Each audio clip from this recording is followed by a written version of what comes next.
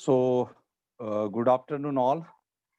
Uh, Here is Mangesh Naneshwar Borkar, sir, Director, Sambodhi IAS Academy, Mumbai. And today is our fourth session, especially for UPSC Civil Services Mains Examination. Since we organize a special session for knowing to know strategy of UPSC Civil Services Mains Examination, and on very first day of 1st November 2020, I delivered information related to entire information of UPSC prelims exam, mains examination, and at the same time, Dr. Hemant Tirpude, who is Provident Fund Commissioner of Solapur Kolhapur region. So he also motivated you regarding this UPSC preparation and overall UPSC examination.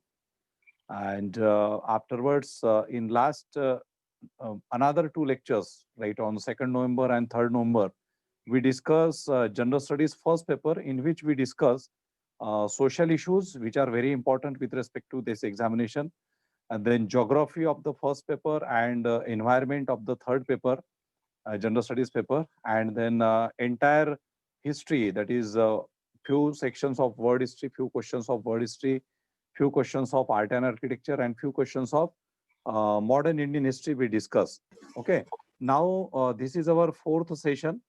And here I welcome Dr. Joseph Rodricks, sir. So Dr. Joseph Rodricks, sir, he is associated with our institution since 2007, when this Sambodhi Career Academy started its branch or its functioning at Abhyudayanagar Municipal School, Kala Chowki, that is famously known as Cotton Green. And before that, we started our institution from Dadar, and then we eventually shifted to Kala Chowki, Mumbai. So since 2007-8 till 2000 means for these entire year, like in 2020 itself. So Joseph sir is associated with the mission of Sambodhi Career Academy. He is a very kind-hearted, ethical person, at the same time very much dedicated towards guiding students for civil services examination. And he himself qualified UPSC Civil Services examination in 2009, and he got selected for Indian Defense itself services. Okay. So many, he guided many students. He delivered his motivational lectures, subject-wise lectures at Sambodhi Career Academy since its beginning in Mumbai itself. At Thane branch also, he is coming for delivering lectures to the students. And many of the topics he is delivering at our institution. Now in the pandemic situation, this is his first online lecture. So without wasting his time and your time also, I welcome Dr. Joseph Rodricks, sir, to deliver this very important session, which is related to General Studies second paper. And in General Studies second paper, there is very important topic, which is called as international relations. And international relations constitute an important part of General Studies second paper. So he will discuss today with you syllabus and how to approach to the questions of international relation. And in third paper, there is a small topic that is called as disaster management. So he will discuss about that also. Okay. So welcome, Joseph sir. And now over to you, Joseph sir. Okay. Thank you very much. Yeah, thank you, Mangesh sir, so much. It was your kind appreciation and words. So I'm really grateful for Mangesh sir to call me to deliver. And rightly enough, sir has said, my association dates back so long. So it's been 13 long years that I have been associated with Sambodhi Career Academy. And it's been a great pleasure. I remember my first time, when I began to take lecture also. So sir was the person who really motivated me. So I thank him from those times. And definitely after that, that time I had just given my mains. So sir motivated me and then I got selected. So I'm grateful for all that sir has done and such a huge mission. To have this idea, to plant the seed itself is a great thing. So what sir has done, I mean, for so many people, so many students over the years, we have seen, I myself and along with sir, we have guided so many students. So it's such a good time for us to have all these things, all these situations. So right now, we just need to focus. So that focus which sir has brought, in these so many years, it has grown to such a big this thing, and sir has done marvelously well. And I'm very happy to be associated with this. So whenever sir calls me, I mean, I readily am ready. So that's why sir said kind-hearted and this thing. So I am thankful to sir for all the words. So I Yes, hope sir. that this association, I mean, all of you who have come here to listen to this lecture also will benefit, I mean, from sir's vast experience and wisdom. And definitely we along with sir as his associates, along with him, his companions, all the entire team, the Sambodhi team that is there, will be able to direct each of you, especially in this time of the pandemic. I mean, every one of you are searching now alternative, alternative, alternative. Each one is trying to find the easy way out. I mean, this paper, I think all of you have just, if you have seen the paper 2020, and some students were saying it was quite a tough paper. But if you ask me personally, it was more focused on basics, conceptual. So many years students were focusing on current affairs, current affairs, current affairs. And they thought also that because the time has been extended, so maybe UPSC will ask more of current affairs. But unfortunately, it came as a bolt from the blue, as I would say. So, but that was a good thing. I mean, so this here at Sambodhi, we try to install the basic foundation. So we strengthen the basic foundation. That's what we are always looking at. So if you really want to crack the civil services, the main thing to do is the foundation. And now, if that foundation is not firm enough, then definitely you are going to find it, it is going to be a difficult situation. So I would suggest strongly, that means as sir has been guiding, and we have always been telling students, definitely many students have benefited from our advice, and they have always listened to us, what we are saying, specifically in terms of building your foundation. So the first important thing to focus is on your foundation, which we are doing it, right? So the NCRTs and all these things, sir has definitely, I think, through these lectures in the series, he has already told you all. So I don't need to Yes, repeat yes. all those things. I'm not going to go delve into that. So I'm only saying that how important it is to have a right direction. So I'll tell you my experience. So just a few this thing to tell you, so it can take you that how it can misguide. Though definitely it has been a long time. I mean, but over the years, I have seen so many students, and when we tell them, so students come like now, just a year back, since I was associated with some uh, as an honorary, and I used to teach for certain uh, lectures. So when I experienced that certain students who were being guided, so they attended some classes in Delhi. This is just as an experience to share with you. So even after receiving that experience, now they could still score just 85 marks, despite all the preparation, despite going to Delhi. So I feel, students are always struggling, and they have this thing that if we don't go to Delhi, we will not crack the exam. So I think that is not a right attitude. I mean, first and foremost, it is not Delhi chalo to hi hum select ho jayenge. ठीक है ना? So where you are, आप जहाँ पे हो, अगर आपको सही दिशा, सही मार्गदर्शन मिले, तो ये बहुत ही उचित बात होती है। तो सही वक्त पे सही मार्गदर्शन और सही जगह पे, मतलब so the time preparation. So now if you may all have been deciding for 2021, we have roughly around 8 months now in hand. Even if you are planning, or even if you are planning for 2022, so that target and strategy that you have to see, that okay, I have to decide what is my plan going to be. So you have to build, as sir has said already in these past lectures, he might have given you an extensive thing that what is to be done. So what I'm going to basically say is that if you are not making the right choice at the right decision, as I said, the students see after going and taking 1 year training. So the thing is that if the right guidance is not there, but the lack was of the foundation, where he was lacking was conceptual clarity. So if your concepts are not clear, so here where at Sambodhi, our main thing is first to build your base, and build on that, then we ensure that the other things all are add on. So that is what we, there is a unique approach that we try to follow. So, and this is throughout the years of our experience. I mean, my experience also, when I went to Delhi and I spent, I think that was an amateur decision of mine. I spent lakhs of rupees, I mean, going to Delhi and learning and coming back. But the fruit was very less, so that's what I would say. So when you go, you have to have a proper understanding. So just investing. So when here now you're getting sir is giving the chance for online and he's providing you with such a medium, with today in Maharashtra. So with such a thing approaching right now with in pandemic situation, everything has been shaken up.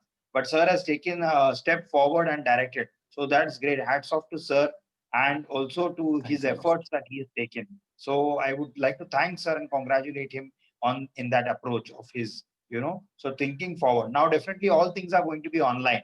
All of you also, that's why you are hooked on now to listen. So what we are going to say. So let me tell you, the online thing is not something different, right? Let me tell you that the online thing is not going to be something different.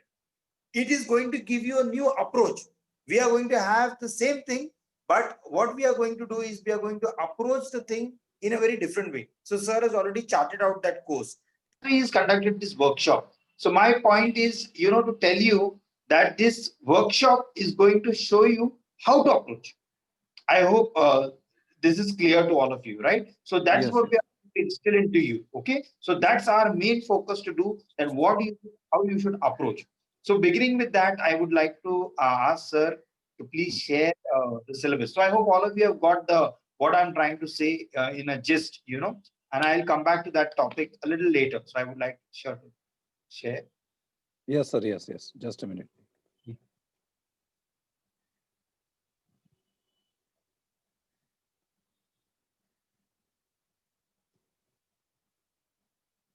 So it's this India and its neighborhood relations, sir. Yes. Thank you. I can see. Thank you, sir. Yeah. So, my dear friends, my dear students, you can see that sir a tick mark is highlighted. So the important thing to remember about just a minute.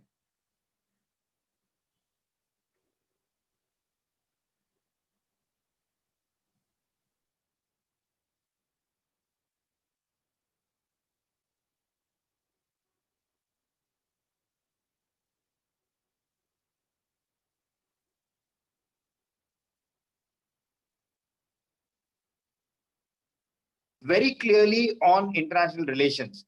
Now, in that, we have a very important thing. I mean, we have India and its neighborhood relations. So, the first thing to approach towards IR. Now, what we call IR, it's a very general term, a short form, an acronym for international relations.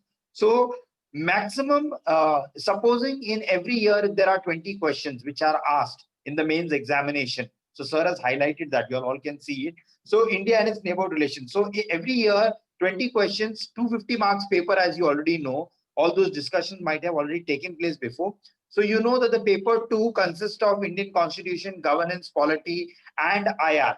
So for me today, the topic that I'm going to speak is on international relations. So very important to understand that each year, at least 20% of the syllabus is focused on international relations. So now, so 20% is, quite a substantial amount. I mean, so if you are strong enough, and specifically if you are targeting the Indian Foreign Service, if you desire to become, you join the Indian Foreign Service and be an officer of the Indian Foreign Service. So knowing about the India's international relation is very, very important. I mean, how India reacts. So first and foremost, we have to understand the first topic, India and its neighborhood relations. Now, what do we mean by India and its neighborhood relations? So first and foremost, location of India. That means India is located in which continent? That's very important. So we know there are 7 continents, all in geography, so the geographical significance. So first thing that we consider when we consider IR. So there are certain few points which I will, before going to India, I will speak about IR. What we call IR, that means in general, you have to have an understanding of concepts. Concepts in the sense, now there are key terms, terminologies which we use in international relations, like what is realism, what is an idealistic. Like now they say, like if you consider the policy of Pandit Jawaharlal Nehru, you know, from 1947, the policy of Pandit Jawaharlal Nehru. So that was considered as an idealistic approach. Many of them said that his policy towards the policy of Pandit Jawaharlal Nehru towards the approach towards China, his approach towards China was an idealistic policy. So, you know, the Bandung conference we had, then we had, you know, that India and China saying Hindi Chini bhai bhai. So this was very good. It is very good. Okay, speaking and Nehru had definitely, there were good ties. India and China were going. India supported China also on the issue of Tibet. So you have to see that how India progressed. What was India? So we call that as idealistic policy, but we know very soon China waged a war. I mean, 1962, India and China, we were at loggerheads. So just 1955, we were sharing good relations, and suddenly, how did these relations, you know, become so sour? Within no time, how did these relations turn out? Like example, now also recently we have seen about the Galwan Valley, okay? Or now we are talking about the Tibet, or we are talking about Ladakh. So when we see all these issues, or we talk about, you know, so all these things, Pulwama, so all these attacks, or all these things that are happening. So when you are aware of the current affairs, when you are aware, so IR has to be approached first, geographical setting. So India is okay. So first, to understand IR, you need to know certain concepts. What do we mean by international relations? Then what do we understand by foreign policy? What do we understand by diplomacy? So these are certain keywords. What we call, those words have to be understood. See, unless you know the concept, you don't need to be a foreign policy expert. See, this exam does not demand you to be an expert in any subject. Please understand. We are not called to do a PhD thesis. आपको PhD करना नहीं है. आपको सिर्फ उसके ऊपर आपको base क्या पता है कि फाउंडेशन कहां से शुरू. तो ये एनसीईआरटी में भी दिया रहता है. अगर आप 11वीं 12वीं की कक्षा की एनसीईआरटी भी अगर आप खोलेंगे तो उसके अंदर आपको भारत की विदेश जो all the relationships which are there of India, you will get all those basic information even in the political science NCERT or even in the history NCERT. You will get this basic information. So this is what you have to understand, and then definitely we have to go on a higher level. We have to study on a book of a higher level. Okay.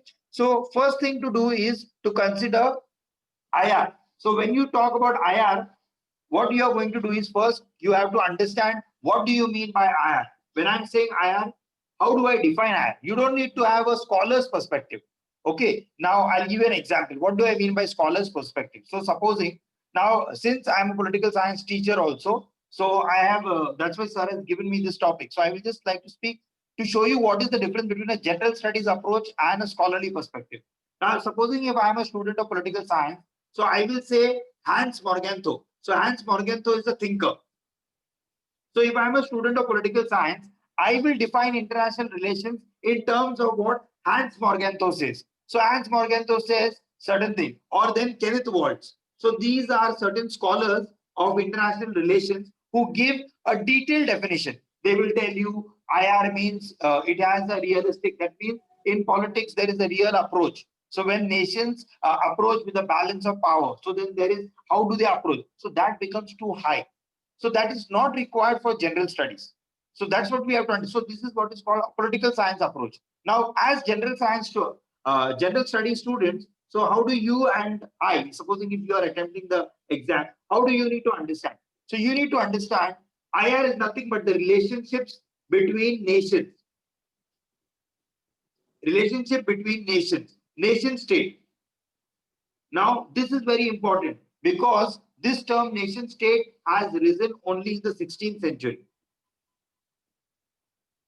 17th century rather, okay, by the Treaty of Westphalia. So you have to know basic understanding that when the nation A and nation B have relationships, that means they are dealing. Now these relations can go into political, these relations can go into economic, these relations can go into social, okay, or these relations can go into science and technology. So we have relations for science and technology. Then we have sharing agreements. That means there are agreements shared. Now, if political, so if we are talking political relationship, then what is the India's, supposing India and USA. Now, you all may be watching election.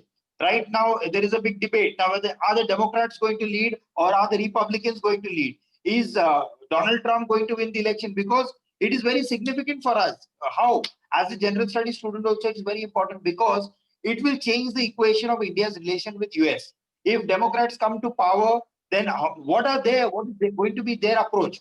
How they are going to? If Republicans come to power, then what is going to be India's approach? So these things have a great significance. That's why we are closely watching. Similarly, in the world, not only with India, so this I'm talking this in terms of India, but even same way USA keeps an eye on India, or what is happening in India, or what is happening in the local, in the in the state politics, or what is happening. So then there are like human rights. Like now in the recent past, you might have heard of the government stopping funding from outside. That is basically now Amnesty International and all these other things. So they have been stopped funding. So they are saying that they are misusing or misappropriating. So you see in the recent bills being passed by the parliament. So we have to understand with regulating the foreign exchange.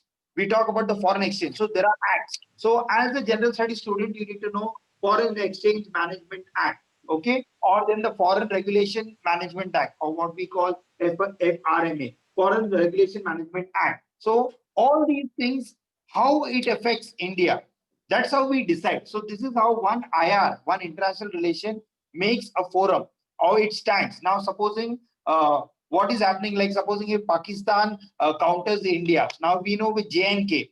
Now with JNK, Mehbooba Mufti said suddenly that we will not hoist the Indian tricolor. So this creates a great impact because not only for India, even the observers outside. So then in IR, you need to understand what we call observers. So there are like these terms. So what do you mean by an observer? When we say there is an observer status, like example, I'll give you now, there is an association or what we call SCO, okay, Shanghai Cooperation Organization. Now this Shanghai Cooperation Organization has got certain members. They are called permanent members. So there are certain members who are permanent. There are certain members who are associate members. Associate members means they are not having permanent membership. And there are some who are observers. That means they are not fully become members because they are just observing. So these are the terms which we need to know as general studies students. So that is what I meant by saying that when we talk about international relations, you will come across such words. You will come across, like now we talk about Pax Americana, okay, Pax Americana, or Pax Britannia, or we talk about Banana Republic. So what do I mean by Banana Republic? So why do in the newspaper you'll hear Banana Republic? What is the meaning of Banana Republic? So you will come across such terms in the editorial. So this is what we mean when we say we are going to approach international relations. That means anything happening anywhere in the world, wherever India has its presence, India has its diplomatic missions in many countries. India has its ambassadors and envoys. So where are the permanent mission stations of India? India has consular access. Supposing now in Saudi Arabia or in the Gulf countries, like now you might have heard during the pandemic, we were talking about airlifting. Certain people who were stuck in certain countries and they were demanding to be brought back to India. Or certain, so how the Indian government, what did it do? What was Indian government's approach? What did the government of India do to airlift those people back again? Similarly, other countries also follow. So when we have a smooth transitioning or good diplomatic relations with that particular country, that point of time, it becomes very easy. But now supposing if the country is at war with us, not exactly now, we are not at a state of war with any country. But I'm saying like now, supposing, take the case of America imposing embargo, or you call it economic sanction. So there is the word called embargo. So you need to know these are the terms, what I'm talking, EMBRGA, okay? Embargo. So this embargo or sanctions. So now the government, now again you hear of USA imposing sanctions. So when we say imposing sanctions, what type of sanctions? And why did USA impose sanctions? These are the things that you need to know. So this is what I mean when we talk about concepts. So you have to understand the key concepts in IR and how they are having the relation. What is the, how does it affect? So all these things. Then what do we mean by security? Like now the whole international security. That means if there is a terrorist attack, like now we have seen recently in France. What happened in France? So due to certain miscreant elements who created certain this thing. So that point it created like a this thing. France giving an outright statement. And so these things have a great impact because it is not only France who's affected. But then what is China doing? Like now recently today also the news came about on Chinese television, something came with regard to, certain elements. So when all these things are talking, then what was Pakistan's reaction? What was India's reaction? So what did India voice its opinion? So what is your role as a civil servant? How? Or supposing if you are India's, remember, you are the face of India. If you are becoming a IFS officer, you are the face of India. You are the representative. That is the meaning. That means India, the country is looking at you. You are representing the country. That is the meaning of IFS. The person is the representative. You are representing entire India. So the aspirations, the wills, the determination of the country. So from where do we get this? We get all this from our constitution. How does our foreign policy? So we have to understand. So for that, we need to formulate a foreign policy. Now, if any country wants to conduct relationships, if they want to conduct diplomatic relations with other countries, they need to have a policy. They need to formulate a policy, and that is what we call a foreign policy. That means how is it going to deal with its neighbors? How it is going to deal with countries who are at not good relations with India, or like supposing now sometimes we hear India saying that okay, we will not have cultural ties with Pakistan, or sometimes people make noise. Why we are objecting to cultural ties? Sometimes there are some like certain films which are there in Pakistan which are being showed. Then here India they say that ban them, or Pakistan says ban certain India. So that is called soft power or soft diplomacy. So we need to understand these terminologies. So how India uses its hard power, how India uses its soft power. Now, what do I understand by the word power? So power means country A trying to make country B do what country B would not normally do. Now, this can be through force, it can be through persuasion, it can be through diplomacy, it can be through good talks. So, there are many means.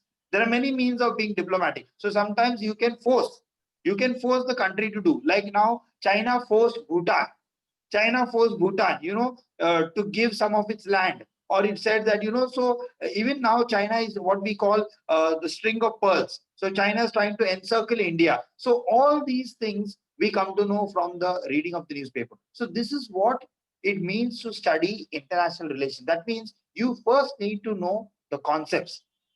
What is IR? Then I said certain words just now: soft power, hard power, ping pong diplomacy, embargo, sanctions. All these things are keywords. Once you understand these keywords, then what do you mean by power? How do you have, what type of power? Now here we are not talking of power in terms of, so in political science, the term power has a different connotation. Okay, so then now if I would describe I'm just giving an example how different political science is from general studies. Now, if I would say power in terms of political science, I would say power corrupts and absolute power corrupts absolutely. Now, this is not my statement. This is a statement of Lord Acton. So he said this statement: power corrupts and absolute power corrupts absolutely. But this is a very relative statement. So he made it in context of something. But when you as a student of general studies, you will not use this statement everywhere. You get my point? So you have to understand power as the influence, how it influences. So how a country can influence another country. So then soft power. So what is India's soft power? It's like now our students studying in American institutions or any of the international institutions. So that is where we are trying to, or some of our representatives, our diaspora, basically Indian diaspora, which is all over the world. Like now you have heard about Kamala Harris, right? So why India is so much talking about Kamala Harris? Or if you have been following the news, you will see that in her hometown, people are projecting her. I mean, she has left the country years back. But people are projecting her and they're very happy. So Tamil Nadu, the ethnicity. So you can see all these things having an impact. So because this also shifts the goal. So how will the Indians vote in America? How will the Indians vote in America? Because that is going to definitely have. So will Indians have what is going to be? Because based on that, then the visa, the visa requirement for job requirement, all these things are going to matter. So all these things. So why did Trump come here? You all know that Indian government, we were well aware about, maybe they knew that the pandemic, a certain thing about the Wuhan and the virus, coronavirus coming to India was already known to a certain extent. But then also we were trying, it was kept under control. It was trying to be controlled. And then we prepared for the coming of Donald Trump in the month of February. So because he came here, so why did Trump visit India? Because Trump was trying to garner support. So the American president was trying to garner support. So what was his reason to come to India? Similarly, Modi's visit, our Prime Minister, Honorable Prime Minister Narendra Modi visiting America, and giving, you could see that howdy Modi. So you see all these events, all these things have a great consequence. So when you follow this news, when you understand, it gives you a great understanding what is happening, how we need to approach the news. So you see the different commentators. So for that, you can go to Rajya Sabha TV, you can listen to the commentary, how, because they call experts. They call experts discussing on the field. That means different people from different fields will come. They will start discussing about foreign policy. One will say, okay, he's in support of that. Basically, what is the approach of the government of India? How government of India approaches the topic? What is the idea that the government of India thinks that we should follow? See, these are views of commentators. So we can take the pros, we can take the positive points, we can take the negative points. Like now there are certain, like C. Raja Mohan, he's a famous writer. So he writes, in Indian Express, if you follow, you will see him writing. Okay, then Partho Chatterjee. So these are all famous foreign policy writers. So these people, they write in the newspapers. So when you follow them, you follow the news, then you begin to understand, okay, this is what they are saying, this is what they comment. Then you begin to understand, you begin to formulate your viewpoint, keeping in view the stance what government of India is taking.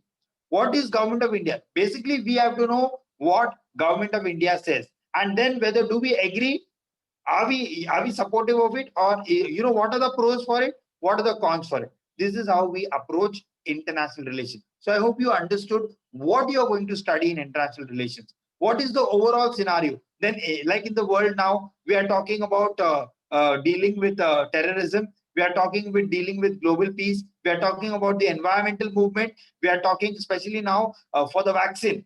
Most hot topic is about the vaccine. So how globally Oxford University is trying to, then even Russia is trying to make a vaccine. So how India is partnering with Oxford. So India is on a, so what is India's role? How India is trying to project. So these are the soft power. How India is trying to project itself on the world scenario, on the world scene. What is India doing talking about the vaccine? What is India's role? How India is trying to make itself more and more assertive. That's why India is trying to also say we should expand the UNSC, United Nations Security Council, that the P5, that there is a permanent 5 members who are holding the veto power. Okay, the P5 as we call them. So these things, they are holding the power. So we know that Russia, America, France, UK, and China, these are the P5. So these P5 are holding the power.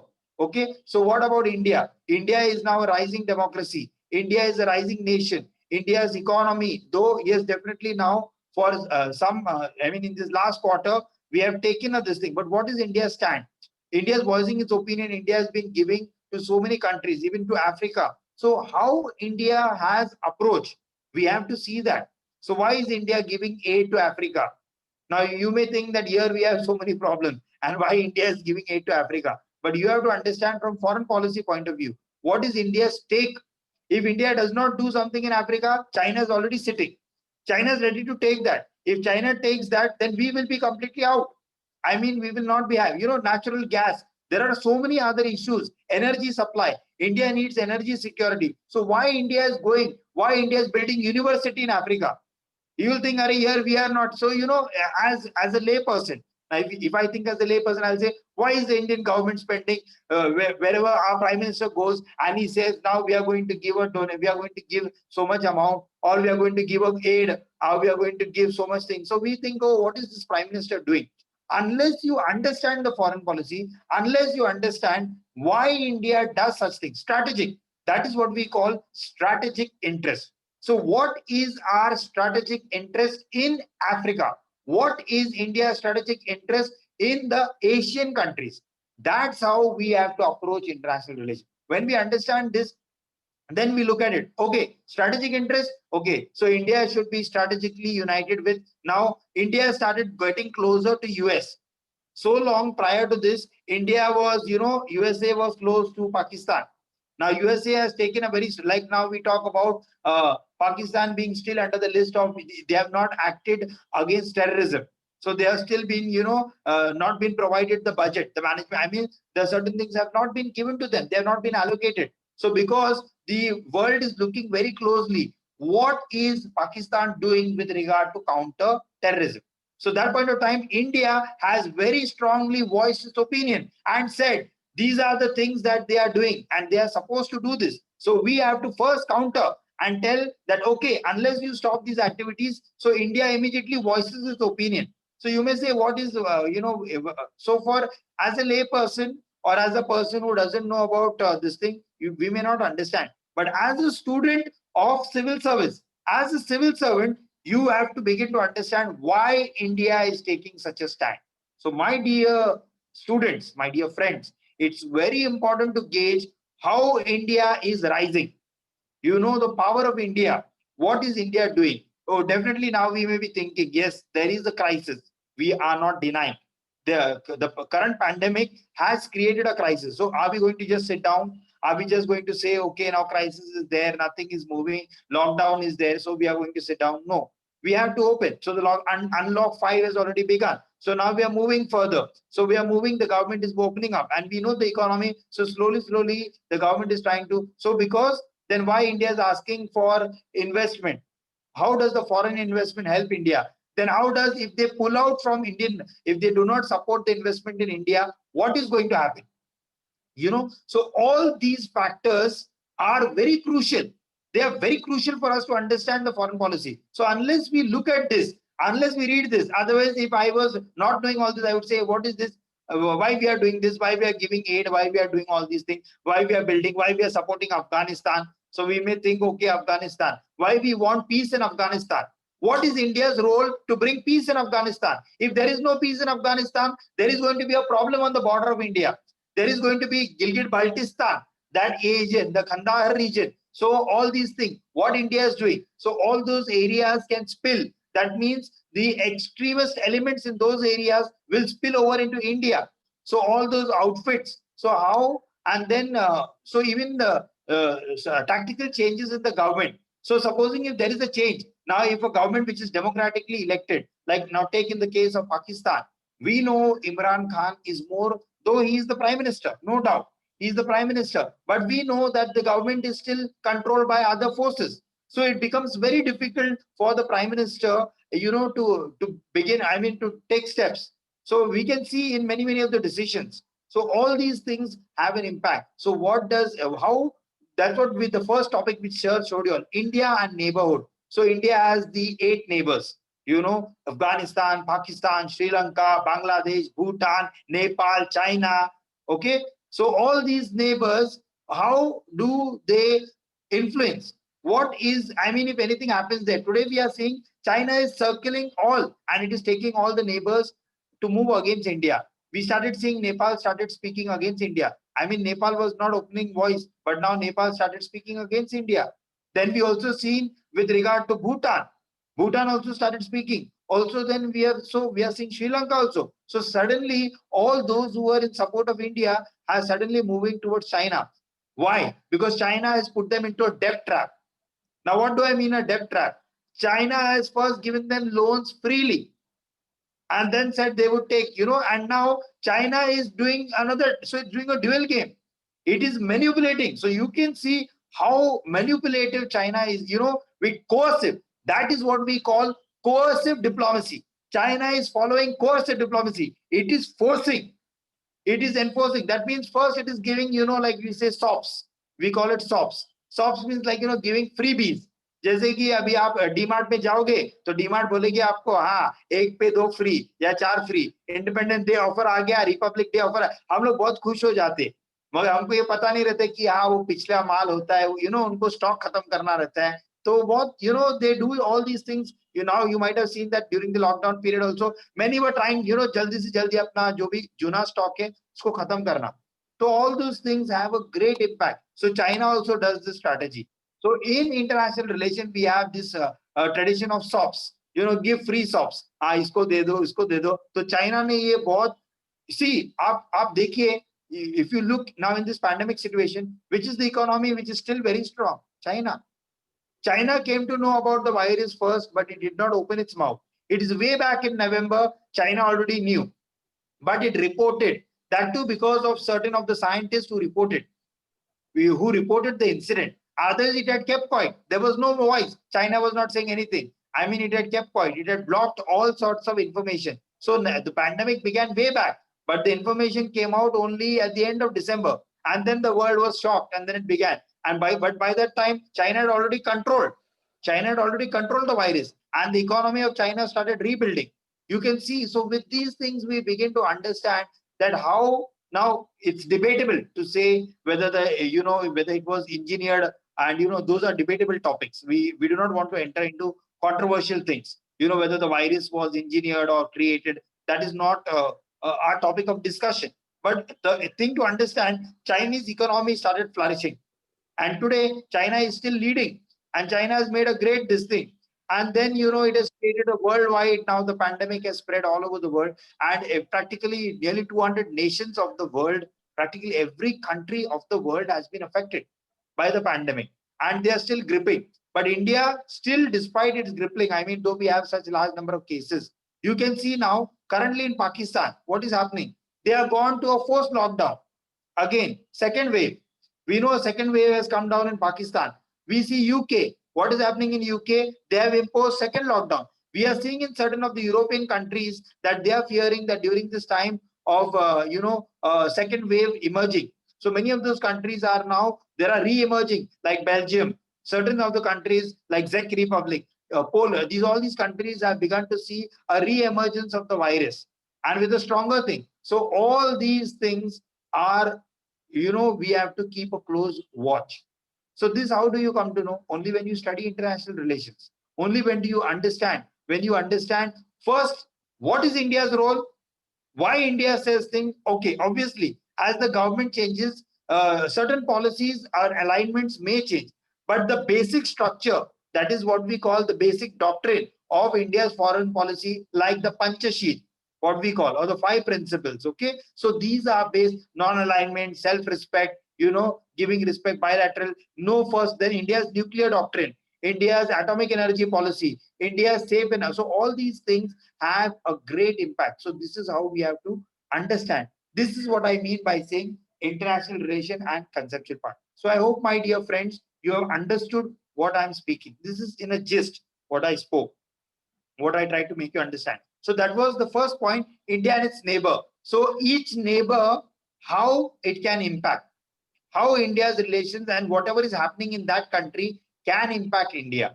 Okay, so as I gave you examples recently of all these happenings. So if anything happens in Pakistan, anything happens in Sri Lanka, anything happens in Afghanistan, definitely India may either take a stand of, it may say, it may just be silent. It may not comment anything. Like in the case of Maldives in the election, when there was a case of rigging of the elections, and they had demanded, there was a great uproar and uprising in Maldives. They were demanding for the resignation. So we've seen that Mahathir Mohamad. So we've seen that how India, what was India's stand? Did India say? India kept silent for some time. It did not comment. So sometimes we keep silent. So there are reasons why. So we have to understand what is the stand and why we do such things. So is it right that the government should say something, or is it too late that we say something, or is it too early that we say something? So why and how all these things matter. This is what we study. Okay, sir, the second topic, please. Yes.